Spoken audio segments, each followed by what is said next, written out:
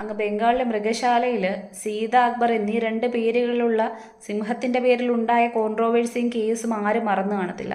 നമ്മുടെ നാട്ടിൽ ഏറ്റവും നല്ല രീതിക്ക് തൊട്ടാൽ കൈപൊള്ളുന്ന രണ്ട് കാര്യങ്ങളുണ്ട് ഇന്ന്: മതവും രാഷ്ട്രീയവും.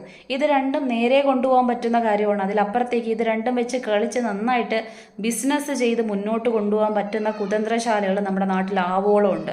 അപ്പോൾ സ്വാഭാവികമായിട്ടും തോന്നിപ്പോകുന്നൊരു കാര്യം എന്ന് പറയുന്നത്, ജാനകി എന്ന് പറയുന്ന പേര്, Janaki versus state of Kerala, ഈ ഒരു സിനിമയിലെ ജാനകി എന്ന് പറയുന്ന പേര്, ആ കഥാപാത്രത്തിന്റെ പേര് മാറ്റണമെന്ന് പറയുന്ന സമയത്ത് പണ്ട് പത്മകുമാറിന്റെ ഒരു സിനിമയുടെ പേരും ഇതുപോലെ സംഭവം ഉണ്ടായിട്ടുണ്ടായിരുന്നു. അതിന്റെ കാരണം അതിന്റെ കഥാപാത്രമായിട്ടുള്ള സെൻട്രൽ ക്യാരക്ടറിന്റെ ഈ പറയുന്ന ലവറിലേക്ക് വരുന്ന സമയത്ത്, അത് ക്രിസ്ത്യൻ കഥാപാത്രമായി മാറുന്ന അബ്രഹാം എന്ന് മാറുന്ന സമയത്ത് അത് ഇഷ്ടപ്പെട്ടില്ല. അതുകൊണ്ട് ഹിന്ദു കഥാപാത്രമാക്കി മാറ്റണം, അല്ലെങ്കിൽ അത് ഈ പറയുന്ന നമ്മുടെ ലേഡി കഥാപാത്രത്തിന്റെ പേര് മാറ്റണം. ഇത് തന്നെയാണ് ഇവിടെ സംഭവിച്ചുകൊണ്ടിരിക്കുന്നതെന്ന് പറയുന്നത്. അപ്പം ഇങ്ങനെ ചിന്തിക്കുകയാണെന്നുണ്ടെങ്കിൽ സ്വാഭാവികമായിട്ടും ഇതുവരെ ഉണ്ടായിട്ടുള്ള കൃതികൾ, ഇതുവരെ ഉണ്ടായിട്ടുള്ള പണ്ട് തൊട്ടേ ഉണ്ടായിട്ടുള്ള സിനിമകൾ, ഇതിനകത്തെല്ലാം ജാനകി എന്ന് പറയുന്ന പേര് ഉപയോഗപ്പെടുത്തിയിട്ടുണ്ടെങ്കിൽ അതെല്ലാം ഇനി തിരികെ വിളിച്ച് സെൻസർ ചെയ്ത് വീണ്ടും കൊണ്ടുവരാൻ വേണ്ടിയിട്ട് ഇവിടെ വല്ല നിയമവും കൊണ്ടുവരുമോ?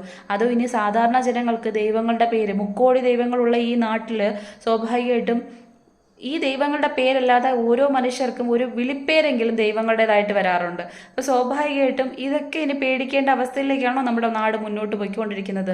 ഈ പറയുന്ന കണക്ക് രാമനും അക്ബറും ഒരു ക്ലാസ്സിലിരുന്ന് പഠിച്ചു കഴിഞ്ഞാൽ ഇനി പേരനുസരിച്ച് മതമനുസരിച്ച് ക്ലാസ്സിൽ പഠിക്കണമെന്ന് പറയുന്ന നിയമം ഇവിടെ പാസ്സാക്കുന്നത് എന്നാണെന്ന് ആലോചിച്ചിട്ട് ഒരു പിടിയും കിട്ടാത്ത അവസ്ഥയാണ്.